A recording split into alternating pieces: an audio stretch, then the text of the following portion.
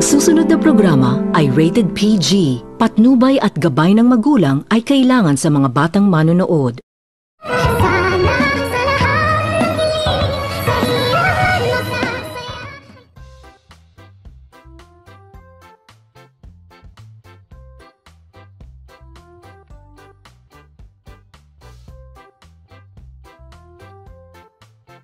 Pagkatapos nitong magrubing ni Annalyn sa kanilang pasyente ay dito agad nitong naisipan ni Annalyn na puntahan itong si Dr. Lindon, at habang naglalakad itong si Annalyn sa hallway ng Eastridge Hospital ay hindi nito sukat akalain ni Annalyn na kanyang makita itong si Dr. Lindon, at kausap nito ni Dr. Lindon itong si Dr. Carlos, at tila masyado umano itong seryoso na nag-uusap itong dalawa.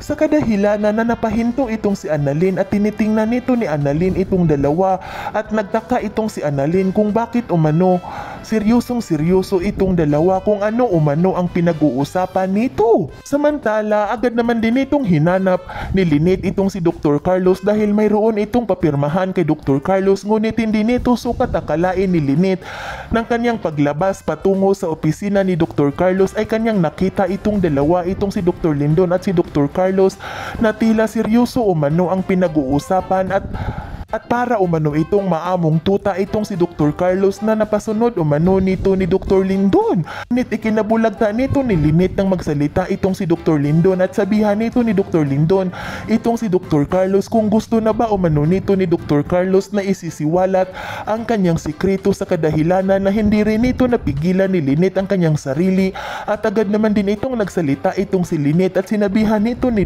Lynette itong dalawa kung ano umano ang sikreto na dapat malaman ni Lynette. Nagulat naman din itong si Dr. Carlos nang kanyang marinig ang boses ni Lynette, at dito nang paglingon nito ni Dr. Carlos ay nasa kanyang likuran na itong si Lynette, sa kadahilanan na agad naman din itong tinanong ni Dr. Carlos itong si Lynette kung kanina pa ba umano ito na nasa kanyang likuran.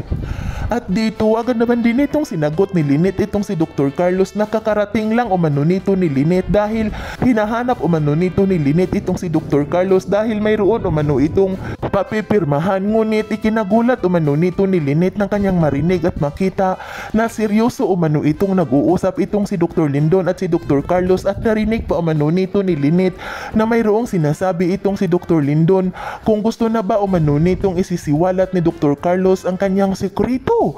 Sa kadahilanan na agad naman din itong nagsalita itong si Dr. Lindon at sinabihan nito ni Dr. Lindon itong si Lynette na mayroon umano silang pinag-uusapan ni Dr. Carlos, isa umano itong sikreto, ngunit hindi umano ito dapat malaman ni Lynette dahil sikreto nga umano ito ni Dr. Carlos at tungkol umano ito sa kanilang kasal. Yan ay ating aabangan sa susunod pa na pangyayari sa kaganapang ito ng Abot Kamay na Pangarap. Huwag mong kalimutang isubscribe at i-hit ang notification bell ng aking channel.